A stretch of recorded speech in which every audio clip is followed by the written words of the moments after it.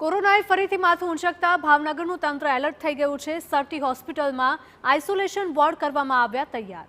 ત્યારે દુનિયાભરમાં હાહાકાર મચાવનાર કોરોના વાયરસનો ફરીથી પગપેસારો થયો છે।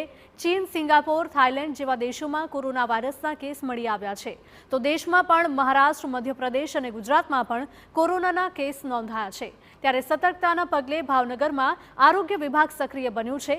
કોરોના સામે લડવા માટે સરટી હોસ્પિટલમાં તૈયારીઓ કરાઈ છે।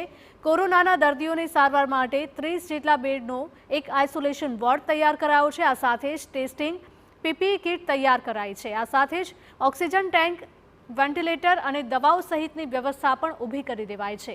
આપને જણાવી દઈએ કે હાલ ભાવનગરમાં કોરોનાના 2 કેસ નોંધાઈ ચૂક્યા છે, જેમાં એક શિહોરની સગર્ભા મહિલા અને શહેરના એક આધેડ વ્યક્તિ સામેલ છે। આધેડને તો આઇસોલેટ કરવામાં આવ્યા છે અને મહિલાને સરટી હોસ્પિટલ ખાતે સારવાર અપાઈ રહી છે। બંનેની સ્થિતિ હાલ સામાન્ય છે।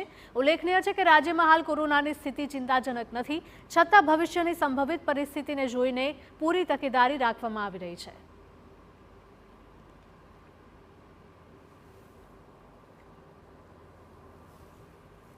તસીજી હોસ્પિટલ ખાતે આ બાબતે 10 બેડનો અલાયદો આઇસોલેશન વોર્ડ કાર્યરત કરવામાં આવેલ છે। તેમાં જરૂરી તમામ સાધન સામગ્રીઓ, દવાઓ સાથેનો તેમજ અત્રેની સંસ્થા ખાતે લિક્વિડ ઓક્સિજન ટેન્ક 20,000 લીટરની જે છે એ પણ કાર્યરત છે। અત્યારે ઓક્સિજનના સિલિન્ડરો, જમ્બો સિલિન્ડર તેમજ 2 ટાઈપના સિલિન્ડરો પણ પૂરતા પ્રમાણમાં છે।